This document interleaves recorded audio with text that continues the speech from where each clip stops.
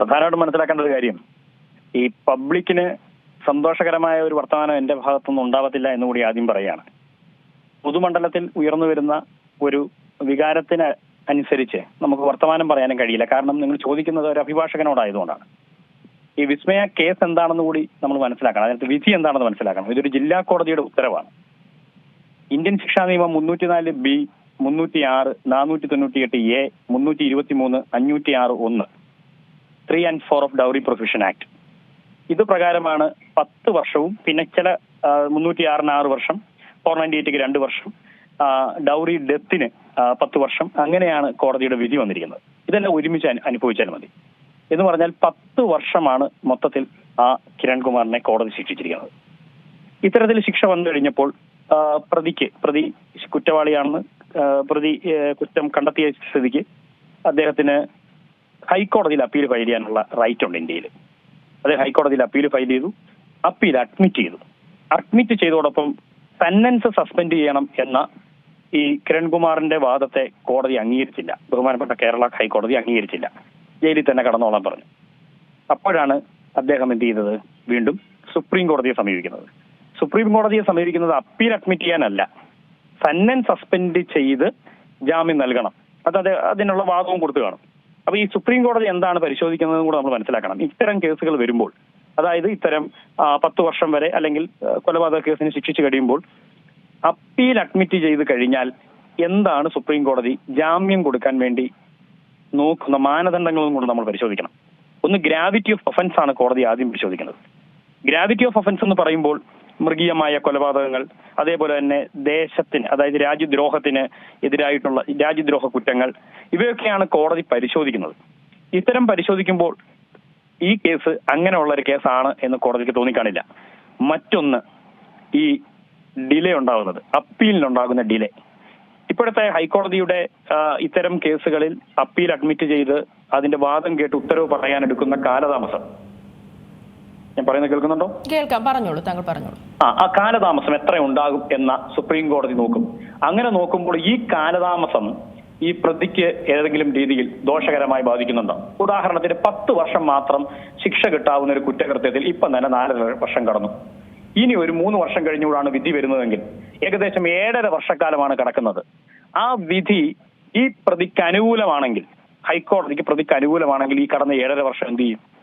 അങ്ങനെയുള്ള കേസുകളിലാണ് സുപ്രീം കോടതി എന്ത് ചെയ്യുന്നത്? അപ്പീൽ വിധി വരുന്നിടം വരെ ഈ ജാമ്യം കൊടുക്കാൻ തീരുമാനിക്കുന്നത്. മറ്റൊന്നും കൂടി സുപ്രീം കോടതി പരിശോധിച്ചു കാണും. അതായത് ഹൈക്കോടതിയും ഇത്തരം കേസുകൾ വരുമ്പോൾ പരിശോധിക്കുന്ന ഒരു പ്രധാനപ്പെട്ട പരിശോധന, ഈ ട്രയൽ സമയം, ഈ കേസിന്റെ വിചാരണ സമയം പ്രതി ജാമ്യത്തിലായിരുന്നു. ഈ ജാമ്യത്തിലായിരുന്ന പ്രതിക്ക് കോടതി ജാമ്യത്തിന്മേൽ കൊടുത്തിരിക്കുന്ന ചില കണ്ടീഷൻസ് ഉണ്ടാവും. ഈ കണ്ടീഷൻ എങ്ങനെയാണ് പാലിച്ചത്? കണ്ടീഷൻ ഏതെങ്കിലും പാലിക്കാതിരുന്നോ? ജാമ്യത്തിൽ കൃത്യമായിട്ട് കോടതി പറഞ്ഞിരുന്ന എല്ലാ കണ്ടീഷൻ അംഗീകരിച്ചിരുന്നു. ഈ വക കാര്യങ്ങൾ നോക്കുമ്പോൾ പ്രതിക്ക് ഈ കേസിൽ ജാമ്യം കിട്ടാൻ പൂർണ്ണമായ അർഹതയുണ്ട്. കേരള ഹൈക്കോടതി ഇത് നിഷേധിച്ചു എങ്കിലും കേരള ഹൈക്കോടതിയുടെ ആ ഉത്തരവ് ശരിയല്ല എന്ന് സുപ്രീം കോടതിയുടെ ഇന്നത്തെ ഉത്തരവാണ് ഇപ്പൊ വന്നിരിക്കുന്നത്. ഇതിനെ ഒരു പബ്ലിക് ഇമ്പോർട്ടൻസ് കേസ് ആയതുകൊണ്ടാണ് നമ്മൾ മനസ്സിലാക്കേണ്ടത്. ഒരു പബ്ലിക് ഒരു ഇമ്പോർട്ടൻസ് ഈ കേസിൽ വന്നതുകൊണ്ടാണ് ഇത് നമ്മൾ ചർച്ച ചെയ്യുന്നത്.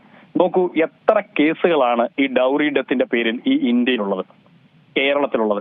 ഇവരെല്ലാവരും ഈ ജില്ലാ കോടതി ശിക്ഷിച്ചാൽ നേരെ ഹൈക്കോടതി കൊണ്ട് അപ്പീൽ ഫയൽ ചെയ്യുന്നു, അതിന് ജാമ്യം ലഭിക്കുന്നു, കേസ് നടക്കുന്നു. ഹൈക്കോടതി ശിക്ഷിച്ചാൽ ആ ശിക്ഷ അനുഭവിക്കുന്നു, അല്ലെങ്കിൽ സുപ്രീം കോടതി പോകുന്നു. ഇത് ഇങ്ങനെ നടക്കുകയാണ്. എവിടെയാണ് ആ വാർത്താ പ്രാധാന്യം ഉള്ളത്? ഇതാർക്കും വാർത്താ പ്രാധാന്യം ഇല്ല.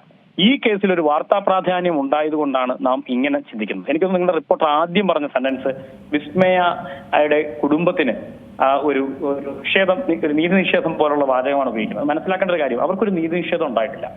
ഈ പ്രതിയെ ശിക്ഷിച്ചു കഴിഞ്ഞിരിക്കുന്നു. ഈ പ്രതിക്ക് 10 വർഷം കോടതി ശിക്ഷ കൊടുത്തിരിക്കുന്നു. ആ കൊടുത്തതിൽ അപ്പീൽ ഫയൽ ചെയ്യാനുള്ള അദ്ദേഹത്തിന്റെ അവകാശമാണ് എന്നുള്ളത് നമ്മുടെ ഈ രാജ്യത്ത് താമസിക്കുമെന്ന് മനസ്സിലാക്കേണ്ടത്. ഇനി ഒരു കാര്യം കൂടി ഞാൻ സൂചിപ്പിക്കാം.